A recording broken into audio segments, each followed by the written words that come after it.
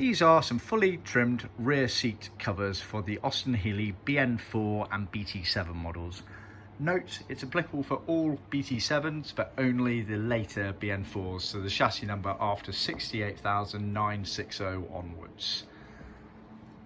These have been made in Leatherface specifications as per original spec for the factory, in Ferrari beige and British Racing Green piping, neither of which were original for the factory. So a bit of a mix there. To explain, leather-faced means that the main parts of the seats, pleated panels there, this section here are leather. Same again, the surround there is leather and the pleated panels leather. Everything else is vinyl. Not to be confused with full leather, which we can also offer where everything would be leather. Also worth bearing in mind that many other suppliers out there simply refer to leather when they mean leather-faced. So we offer a full leather version, just keep that in mind when trying to compare apples with apples per se. So the detractor seats here, the cushions, the bit your bum goes on, you can see they're sewn, then trimmed round. Quite labour intensive considering how they end up.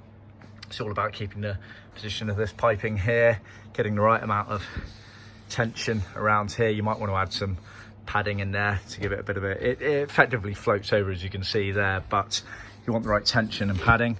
Originally they used these holes and they actually stitched in and out to keep the position of the piping, but we prefer not to do it that way. It's a bit labour intensive and doesn't necessarily lead to the best results, so we actually just do it a slightly different way, which you can see in our handbook area. You can also see the piping here gets tucked around. You want to strip the piping core out there and strip it around and tack it and glue it down there. You also get all these metal bits and bobs for actually attaching to the car. So the cushion bases, leather faces, as I say, so leather, and then it's this retainer here that's in vinyl. The backrest, completely different animal. This is tough. Now we make our kits to original spec, so we've used original patterns to make these. These are extremely tight fitting and they're meant to be like this. They're not meant to be easy to fit, otherwise everyone would be doing them. But you can see here how tight it is there. Lovely curvature on that, as you can see. And there's no bagginess whatsoever. Many other upholsterers and suppliers out there, they just make these bigger so you can just put them on there and tap them round. That's defeating the object. You'll get bagginess around here. They're meant to be very tight fitting. Like I say, not meant to be easy. The retainer, which is actually part of the pleated panel, gets tacked round onto this lower edge here. You can't see it, it's obviously covered by this bit. And then there's also a retaining strip just below this piping here on the woodwork on the inside. The crucial thing is this piping here. You want to keep that consistent with the curve. So you basically anchor, pull and stretch, anchor, pull and stretch, anchor. Definitely a two-man job if you can get an extra pair of hands, preferably strong hands. Like I say, not an easy job to do. See our handbook for a bit more details on it.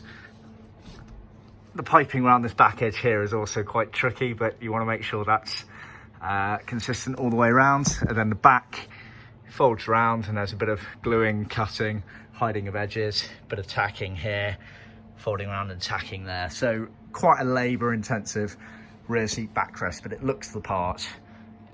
Like I say, see our handbook for more details. We can happily give you or your professional trimmer help and advice on these. We've been using the same patterns for 40 years. They're all cut on a CNC machine, which I'm actually stood on. So we know our stuff fits.